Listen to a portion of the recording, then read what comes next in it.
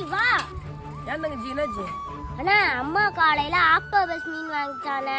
அம்மாவுக்கு அது சமைக்க தெரியாதா, அதனாலதான் உன்னை கூப்பிட்டுச்சு. தங்கச்சி நல்லா சுறா மீனே பிடிச்சி சுட்டு சாப்பிட்டுவேன். இந்த ஆக்டோபஸ்லாம் பெரிய மேட்டர் இல்லை. இதை வந்து சமைச்சு தரேன். வீட்டுக்கு போய் பார்த்தா தெரியுது அது ஆக்டோபஸ் இல்ல கனவா மீனுன்னு.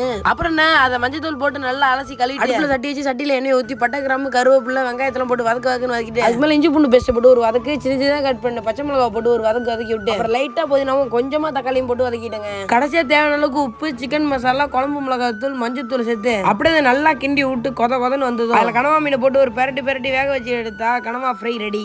இலைய போடு சோறு போடு குழம்பூத்து. தங்கச்சி இந்தாங்க ஆக்டோபஸ் வறுவல் ரெடி ஆயிட்டு. ஐ குடுல